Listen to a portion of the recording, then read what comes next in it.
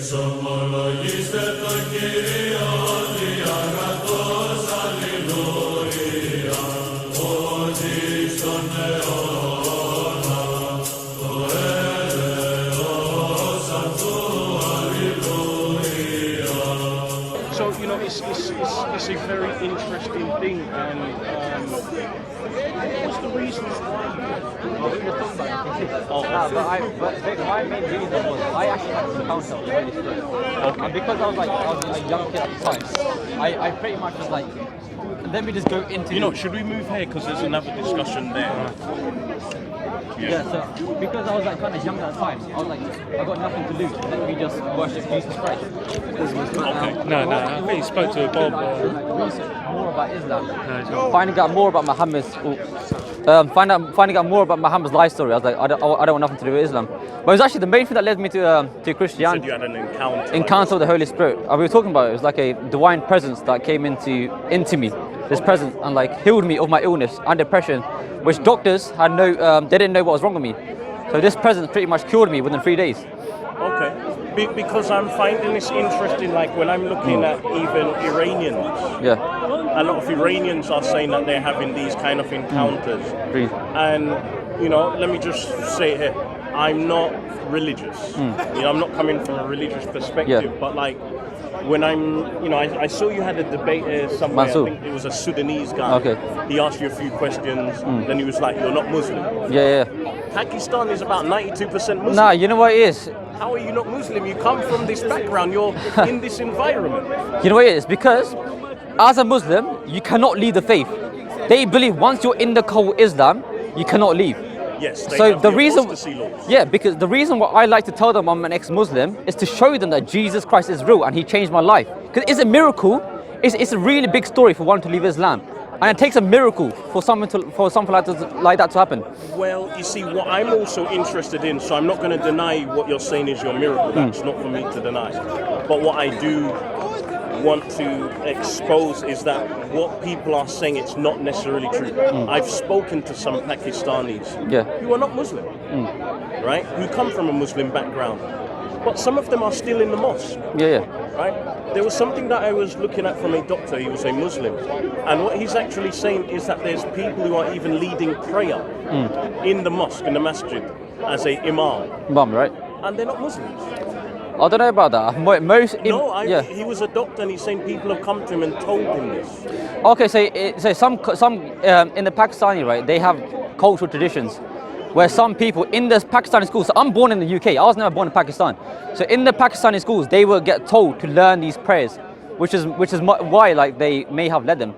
But being born in the UK, I have no intention to learn them. The only reason why I got told to learn them because of myself, because I was a Muslim and I wanted to pray to Allah, which is why I learned these prayers in the mosques. There's no, you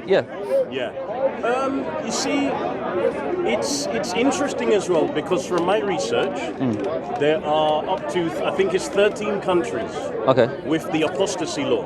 Yes. If you leave this religion, you can be killed. They will kill you, yes. You can be murdered. Now, my personal belief is that someone's belief and their religion or their connection with the Creator is their personal thing. I don't believe that someone has the right to force someone to believe something or force someone to say that you cannot leave this religion. If you leave it, you should die. Now, when we're hearing this, maybe I think if it's 1.6 or up to 2 billion Muslims, the argument that I'm having is that really accurate? The reason why I'm asking, is this accurate, is because there's a lot of people who do not want this religion. The other thing that I am finding out is when you look at countries that is practicing Sharia law, many of the people have come here to England, to Denmark, to other Scandinavian countries because they don't want Sharia. That's right, So it's interesting, like that guy Yunus Rocks. Yunus, no. Yunus Rocks, okay. So Yunus, yes, he did a preach the other day, didn't he? Guy, yes. I saw that, So he's saying that his parents and some people's grandparents and others came here because they don't want Sharia. That's right. So when he's hearing people preaching that they want this over here, he said it's totally insane. And the reality, some Muslims, they want the Sharia law. I've seen videos where Muslims have said that they are taking over the country and they have been protesting the Sharia law to happen. But those who come in that don't want the Sharia law, they're mostly cultural Muslims. They're not really into their deen. They're just cultural Muslims, and they So want. you're saying it's a lot of talk. So they claim to be Muslim because of their ancestors, but they never really practice it. And Okay, you're saying it's more in the culture. like liberal Muslims, they're not really truly like Yes, practicing not Muslims, following the thing. which is why they don't want to be in the Sharia law. What is very interesting, because I had a discussion with Bob a few weeks ago. I don't know if you saw the video. No, I don't. My hair is gone. I'm getting bald. And what he is saying is that due to what you call Arabism, Urbanization. a lot of people have lost their culture. Right. So I was speaking with a Turk the other day in one of my places that I go to, a bit closer, yeah. And I asked him, where's your origin? We just got in some conversation. Oh no, it's just Turkey. Then he proceeded to tell me that their original language was Arabic. Arabic, okay. Yes. This is absolute foolishness, right? The original, if you look at the script of the Turks, maybe around just over 100 years ago, before Ataturk. Yeah. That script was Arabic, yes, we know that. The script before that looks very similar to Paleo-Hebrew, Okay. right? They originate from Asia. They're Mongolian. They're of the same kind of stock. Yeah. Due to the Arabism, they have lost that part of their culture. It's just like, you're from Pakistan, so some of the scripts, I don't know if it's Urdu or one of them. Yeah, Punjabi. It's Urdu. in the Arabic. No, yes, that's is it right. Urdu or Punjabi? So are you saying like the Qaeda? Like just the way how they write, it's in the Okay. Arabic script. I mean, their no, language is not nah, Arabic. because a lot of Muslims in Pakistan, even though we speak Urdu and Punjabi, we are still being told that we have to recite these things in Arabic. Yeah. So which is Arabanization. Yes, why it's can't you read the Quran in Urdu? Why can't you recite these prayers in Urdu? Why does it always have to be in Arabic? So that's again, does Allah only know Arabic? Does he only is that really a God? It seems like it's high Arab preference. Yeah, because like God knows all languages. In Christianity we believe God wants us to worship Him in spirit and truth. No Yes, matter. and he said the scriptures would be in all languages. Yes, so why do we have to worship God only in Arabic? It's not really doing it in truth. It's It's not really a relationship with God. This is something that Muhammad had invented. Well, you see, I want to ask your opinion on some of the hadiths, right? Now, me as a black person, there's some parts of the hadith that I read, which I have to say, hey, this is a bit Very disgusting. It's quite spooky. Very, yeah. We find that in the hadith, Muhammad slave traded 2 blacks to redeem an Arab. What's your take on this? I've heard about that before, but I haven't really looked into it. Yeah. But I've looked into the slavery of Muhammad with his black slaves, but 70% I think the main reason why he did it was because it was to free the other slave. That's what they would say, but I haven't really looked into it with the slavery context. But let's look at this. These are 2 pairs of trainers. Yes. You trade this for 1. It's not an equal trade-off, is it? No. So he's traded 2 blacks to redeem an Arab. That isn't an equal trade-off. You understand what I'm saying? But I don't know if you heard it. Have you heard the one where Muhammad called someone a Ethiopian raisin head? Yes, even if it's a So Ethiopian there was slave with a raisin head. there was a black guy or something like that, and Muhammad called him an Ethiopian raisin head. Yes, because it's being derogatory to a black person. If you have because in theory what it's saying is that an old black person is like the raisin. The raisin is dark brown. Yes. And it's like wrinkly. As you get older, it's wrinkly. Yeah. So these are some of the problems that I'm having, because people are teaching me that this thing is equal and it's equal for everyone. But we're seeing throughout the history of this religion, you've had a slave trade that has been carrying on for 1400 years, uninterrupted. The other issue that I'm having is I'm having to convince and to force Muslims, black Muslims, but other Muslims, to say what is going on with the blacks that are being enslaved right now in the Muslim world. All over North Africa, I'm going to name some countries. Mauritania, that slave trade is still going on full. 20% they estimate is slaves. Chad, Sudan, and some parts of the UAE. I've seen some videos where in the 60s they were leading them in chains. I think with these slaves, it's not like for me. I've seen what Muhammad said about these black people, But for me, the main thing about these slaves that Muhammad had was having sex with the girls Yes, of the there's slaves. sex slavery. That's the main negative point of slavery that Muhammad had. Both are almost as negative as each other. So there's actually many verses in the like hadiths, right? I'll give you what. Yes, I've seen the one of the sex slavery where they were debating on the best way how to rape the woman. Yeah. Where it's talking about coitus interruptus, right? So now, let's go. The thing is that, for example, if I go with a woman, I need her consent to be with her. I can't force myself upon that woman. This is foolishness. Yeah. You know, I've heard in this park here, Bob who's had debates and other people who has had debates. You've had people there here agreeing with child marriage. To agree to marry a 6-year-old, to agree to marry a 9-year-old. What kind of foolishness is this? That's wrong, man. Yeah. How can someone make an argument to say that a 9-year-old, 1400 years ago, was an adult? Adult, yeah. I've got proof that she was not an adult, because we all have the proof. Because Muslims will say, right, like where's it gone? So Muslims will say Aisha was an adult. It's a But lie. Aisha, when she was married at the time of Muhammad, she was playing with dolls, her dolls. right? And look what it says. It says, dolls. So it says, right, playing with dolls and similar images is forbidden. But yes. for it was allowed for Aisha at the time, as she was a little girl, And had not reached the age of puberty. Yes. So that how can you follow that man? I agree with you, and this is the other problem I'm having. Even if we say that some people matured a little bit earlier, how far are you going to go? Are you going to go to the age of 9? Because another problem we're having, when you're looking in the Saudi or the Arabian Peninsula, at that time they had a lot less protein. Yes. So the body is not forming as quick, like as you would see now. So then that argument. But that's still wrong. Because imagine in this day and age of society, a 54-year-old marries a 14-year-old girl Yeah, of even puberty. that's a bit mad. That's still disgusting, man. Yeah. How can you lust over a girl like that? I'd say, yeah. You know what I mean? That's so wrong in every way, And the man. thing is as well, right? Some people, they make the argument that he's married her so that when they go into battle, they can record some stories. Okay. Let's just use a bit of logic here. Who is bringing the 9-year-old into battle to record any stories? That's right, Even yeah. a 15-year-old is going to have a lot of trouble to record stories. Why are you bringing a 9-year-old and a girl who is playing with her dollies to record stories? No, but still having sex with a 9-year-old girl, or Yes, it was consummated. let's say she was 14 or 15, right? In this day Asian society, it's still wrong. It's still wrong. In America, in a state called Yeah. Take it with you. 37. Wait, speak up louder so Sorry everyone about can that. hear you. Okay, so this is what is being said here. In some states, he's saying in the US, you're allowed to marry 10 or 12 girls. Okay, I would like to respond to that. I want to respond to I would this. like to respond to that. Can I respond? You respond then. Okay, so He's going to get double the USA has normalized transgender, has normalized homosexuality. Morally, it's still not right.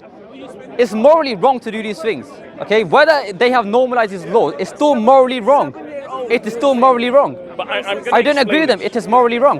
This argument is so weak. I'm going to tell you why it's weak. At that time, 7-year-old Yes. was okay, and that's not in the 1880s. Doesn't mean it was morally right though. Yeah, this is a weak We argument. know it's morally wrong to this day. If But- we know it's morally wrong to this day, it would have been the same because our morals never change. Our morals never Sorry, change. what's your name? Ish. Ish. Oh, Isha. Ish, just ish. You go, you respond.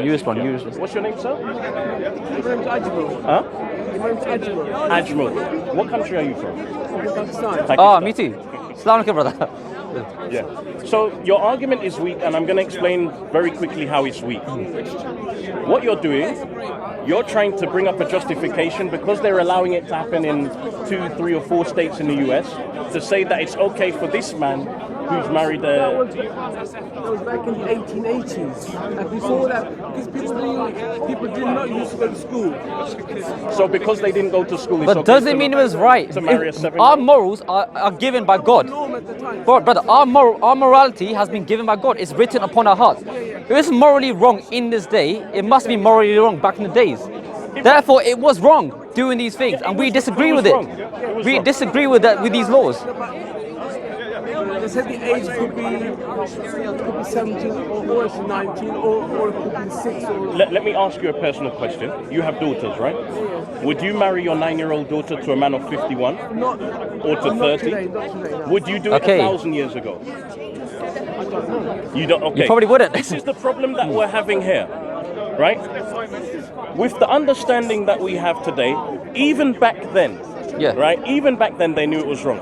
Just because some people did some things which is wrong, you can't use one wrong to justify another wrong. This type of practice is disgusting. And no disrespect to you, brother, but in Pakistan, in some areas, 14 years old, 13 years old, villages, not even 14 or 13, some is going 7. as young as 9. I heard a story in Afghanistan, right? Would you say that for any country as well? But the issue that we're having here is that's done through a religious premise, where they're saying that it's like the Most High or the Creator has allowed it. You see what I'm saying? So this is the issue that I'm having. With the learning that we have today, right, we understand that some could argue maybe the youngest 16, 17, but a lot of people are saying they should move 16, it to 18. A 9-year-old girl, right, they are not physically ready for marriage, not mentally ready for marriage. I'm saying 18, right? 18 years old. 18, Okay. 18. Let's be clear on that, 18. See, at that time, Aisha's dad didn't have an issue. No. The reason why he didn't. The reason why he didn't have an issue is because Muhammad said to Abu Bakr that I had a dream from Allah that for me to marry a daughter. Abu Bakr first didn't agree with it, right? But because Muhammad said he received the revelation from Allah, he then agreed with it. She was already engaged to someone else. Are you sure? No child should No. be engaged at 6. This is wrong though. Even if she was, it's still wrong. You can't agree with it. She was 6 or 9. You can't agree with it because it goes against your 6 religion. when she was married, but 9 when consummation. But there's 9, another yes. issue that I'm having as well. So some make this argument, say, oh, well, look, he wasn't a bad guy. He waited 3 years. But I show you something. For example, we can look at places like Iraq. In some places of Iran, they're doing this, but most Iranians do not agree with this doctrine. No. They have a thing which is called thigh-in, right? Where they're doing some sexual things around the thigh of these young girls. Okay, so caressing. Yeah, Muhammad did that. So they're waiting up to 3 years. And Muhammad caressed this Aisha's is thigh. Sharia law. So Muhammad caressed. So before the time of Aisha's consummation, Muhammad actually used to caress her thigh. That is written as well. No, going back to... I don't even know my father's age. Like the date of birth. Yeah. People never kept the date of birth. So you better... But Let's stop playing games here. But It says in the hadith. it is written that Aisha was 6, she consummated her marriage at 9, and she was playing with dolls. And it's also written, a woman cannot play with dolls unless she at the age of a kid. So we can see Aisha was a kid at the time. I play with a PlayStation. But this is written in your... Days, you know? But it is written, But Aisha... your argument, Okay. you did come in with the Let's get it up. Let's get... to support the child marriage. That was your premise. No, I'm just saying that... Brother, look at this, right? This is what I want to show him. So it says... I'm just saying Okay, that, so- that in some states, in the 1880s, the age was 7. It doesn't make it right. Here, morally brother, right. I want to say, so, brother, please hear this, okay.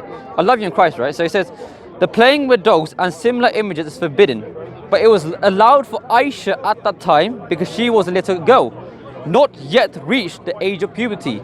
So she had not even reached the age of puberty and she was still married to Muhammad. Wait, So you cannot say she was an older girl.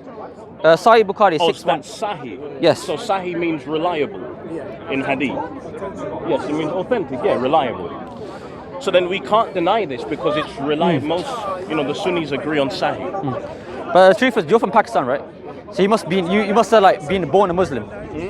So the truth is, I used to be Muslim myself, but many Muslims. Well, are you ex-Muslim? I'm ex-Muslim. Yeah. So why do you call yourself ex-Muslim?